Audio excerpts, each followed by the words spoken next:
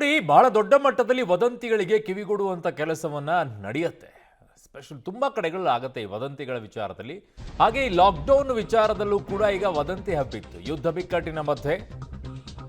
ಬಿಕ್ಕಟ್ಟಿನ ಮಧ್ಯೆ ಲಾಕ್ಡೌನ್ ಅಂತ ಬಂದ್ಬಿಟ್ಟಿತ್ತು. ಅದೊಂದು ಸಾಮಾನ್ಯ ಆಗ್ಬಿಟ್ಟಿದೆ ಕೊರೋನಾ ಆದ ನಂತರ ಈ ಲಾಕ್ಡೌನ್ ಅನ್ನುವಂಥದ್ದು. ಅಂತ ಯಾವ ಉದ್ದೇಶನೂ ಇಲ್ಲ ಅಂತ ಕೇಂದ್ರ ಈಗ ಹೇಳ್ತಾ ಇದೆ. ವದಂತಿಯನ್ನ ಅಲ್ಲಗಳೆದಿದೆ. ಭಾರತದಲ್ಲಿ ಲಾಕ್ಡೌನ್ ವದಂತಿಗಳು ಸಂಪೂರ್ಣವಾಗಿ ಸುಳ್ಳು, ಅಂತಹ ಯಾವುದೇ ಪ್ರಸ್ತಾಪವಿಲ್ಲ ಅಂತ ಹರ್ದೀಪ್ ಸಿಂಗ್ ಪುರಿ ಹೇಳಿದ್ದಾರೆ. ಹೊಸ ಸವಾಲುಗಳನ್ನು ನಿಭಾಯಿಸಲು ನಾವು ಸಿದ್ಧರಿದ್ದೇವೆ ಅಂತ ಕೇಂದ್ರ ಪೆಟ್ರೋಲಿಯಂ ಸಚಿವ ಹರ್ದೀಪ್ ಸಿಂಗ್ ಪುರಿ ಸ್ಪಷ್ಟನೆಯನ್ನ ಕೊಟ್ಟಿದ್ದಾರೆ.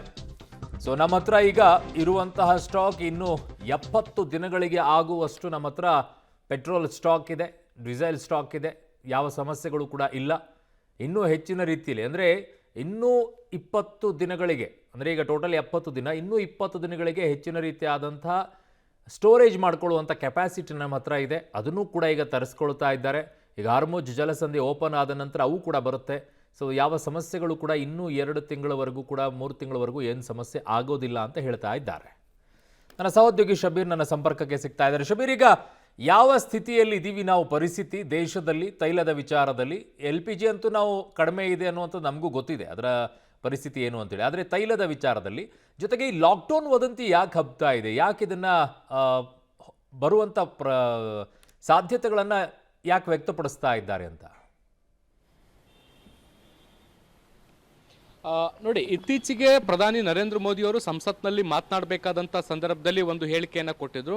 ಕೊರೋನಾ ಕಷ್ಟಕಾಲದ ಸಂದರ್ಭದಲ್ಲಿ ದೇಶ ಒಗ್ಗಟ್ಟಾಗಿ ಹೇಗೆ ನಿಂತ್ಕೊಂಡಿತ್ತು, ಈಗಲೂ ಕೂಡ ಈ ಒಂದು ಸಂಘರ್ಷದ ಸಂದರ್ಭದಲ್ಲೂ ಕೂಡ ದೇಶ ಒಗ್ಗಟ್ಟಾಗಿ ನಿಂತ್ಕೋಬೇಕು, ಮತ್ತು ಕೊರೋನಾವನ್ನು ಎದುರಿಸಿದಂಥ ರೀತಿಯಲ್ಲೇ ಈ ಬಾರಿ ಸೃಷ್ಟಿಯಾಗಿರುವಂಥ ಬಿಕ್ಕಟ್ಟನ್ನು ಕೂಡ ನಾವು ಎದುರಿಸಬೇಕು ಅನ್ನುವಂಥ ಒಂದು ಕರೆಯನ್ನು ದೇಶದ ಜನರಿಗೆ ಕೊಟ್ಟಿದ್ರು. ಸೊ ಇದರ ಬೆನ್ನಲ್ಲೇ ಸೋಷಿಯಲ್ ಮೀಡಿಯಾಗಳಲ್ಲಿ ಬಹಳ ದೊಡ್ಡ ಪ್ರಮಾಣದ ಚರ್ಚೆ ಶುರುವಾಗಿರುವಂಥದ್ದು ಏನು ಅಂದರೆ, ಈ ಸಂಘರ್ಷದಿಂದಾಗಿ ದೇಶದಲ್ಲಿ ಕಚ್ಚಾ ತೈಲ, ಅದರಲ್ಲೂ ಕೂಡ ಮುಖ್ಯವಾಗಿ ಪೆಟ್ರೋಲ್ ಡೀಸೆಲ್ನ ಕೊರತೆ ಆಗ್ಬೋದು, ಅದರಿಂದಾಗಿ ಲಾಕ್ಡೌನ್ನಂತಹ ಸಮಸ್ಯೆಗಳು ಕೂಡ ಉದ್ಭವ ಆಗುವಂಥ ಸಾಧ್ಯತೆಗಳಿದೆ ಅನ್ನುವಂಥ ನಿಟ್ಟಿನಲ್ಲಿ ಚರ್ಚೆಗಳಾಯಿತು. ಇದಕ್ಕೆ ಪೂರಕವಾಗಿ ನರೇಂದ್ರ ಮೋದಿ ಅವರು ಹೇಳಿಕೆಯನ್ನು ಕೊಟ್ಟಿದ್ದಾರೆ.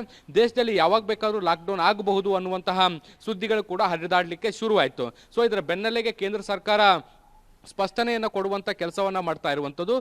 ಕೇಂದ್ರ ಸರ್ಕಾರದ ಮುಂದೆ ಲಾಕ್ಡೌನ್ ಮಾಡುವಂಥ ಯಾವುದೇ ಪ್ರಸ್ತಾಪಗಳಿಲ್ಲ, ಮತ್ತು ಸುಳ್ಳು ಸುದ್ದಿಗಳಿಗೆ ಕಿವಿಗೊಡಬೇಡಿ ಅನ್ನುವಂಥ ನಿಟ್ಟಿನಲ್ಲಿ ಪೆಟ್ರೋಲಿಯಂ ಸಚಿವ ಹರ್ದೀಪ್ ಸಿಂಗ್ ಪುರಿ ಅವರು ಕೂಡ ಈಗ ಮನವಿಯನ್ನು ಮಾಡಿಕೊಂಡಿರುವಂಥದ್ದು. ಮತ್ತು ಮುಖ್ಯವಾಗಿ ಭಾರತದಲ್ಲಿ ಪೆಟ್ರೋಲ್ ಮತ್ತು ಡೀಸೆಲ್ಗೆ ಸಂಬಂಧಪಟ್ಟಂತೆ ಸ್ಟಾಕ್ನ ಸಂಬಂಧಪಟ್ಟಂತೆ ಒಂದಷ್ಟು ಮಾಹಿತಿಯನ್ನು ಕೂಡ ಅವರು ನಿನ್ನೆ ಹಂಚಿಕೊಂಡಿದ್ರು. ಸರಿಸುಮಾರು 60ರಿಂದ 65 ದಿನಗಳಿಗೆ ಆಗಬಹುದಾದಂಥ ಸ್ಟಾಕ್ ಈಗಾಗಲೇ ಭಾರತದಲ್ಲಿರುವಂಥದ್ದು. ಅಲ್ಲಿಗೆ 2 ತಿಂಗಳಿಗೆ ಬೇಕಾದಂಥ ರಿಸರ್ವ್ ಭಾರತದಲ್ಲಿದೆ, ಮತ್ತು ಇನ್ನಷ್ಟು ಆಮದು ಮಾಡಿಕೊಳ್ಳುವಂಥ ಕೆಲಸಗಳು ಕೂಡ ನಿರಂತರ ಆಗ್ತಾ ಇದೆ. ಹೀಗಾಗಿ ದೇಶದಾದ್ಯಂತ ಎಲ್ಲೂ ಕೂಡ ಪೆಟ್ರೋಲ್ ಡೀಸೆಲ್ನ ಕೊರತೆ ಆಗೋದಿಲ್ಲ, ಮತ್ತು ಅದರಿಂದಾಗಿ ಲಾಕ್ಡೌನ್ ಅಂತ ಸಮಸ್ಯೆಯೂ ಕೂಡ ಉದ್ಭವಿಸೋದಿಲ್ಲ. ಕೊರತೆಯನ್ನು ನೀಗಿಸುವಂಥ ನಿಟ್ಟಿನಲ್ಲಿ ಸರ್ಕಾರ ಏನೆಲ್ಲ ಕ್ರಮಗಳು ಬೇಕು ಅದೆಲ್ಲವನ್ನು ಕೂಡ ತೆಗೆದುಕೊಳ್ಳುವಂಥ ಕೆಲಸವನ್ನು ಮಾಡ್ತಾ ಇದೆ. ಮತ್ತು LPGಯ ಆಮದು ಹೆಚ್ಚು ಮಾಡೋದ್ರ ಜೊತೆಗೆ ದೇಶೀಯ ಉತ್ಪಾದನೆಯನ್ನು ಕೂಡ ಹೆಚ್ಚು ಮಾಡುವಂಥ ಕೆಲಸಗಳು ಕೂಡ ಆಗ್ತಾ ಇದ್ದಾವೆ. ಸೊ ಹೀಗಾಗಿ ಸುಳ್ಳು ಸುದ್ದಿಗಳಿಗೆ ಕಿವಿಗೊಡಬೇಡಿ, ದೇಶದಲ್ಲಿ ಯಾವುದೇ ರೀತಿಯಾದಂಥ ಲಾಕ್ಡೌನ್ ಅಂತ ಸನ್ನಿವೇಶಗಳು ಪರಿಸ್ಥಿತಿಗಳಿಲ್ಲ ಅನ್ನುವಂಥದ್ದನ್ನು ಸ್ಪಷ್ಟಪಡಿಸುವಂಥ ಕೆಲಸವನ್ನು ಕೇಂದ್ರ ಸರ್ಕಾರ ಮಾಡಿದೆ. ಅರುಣ್.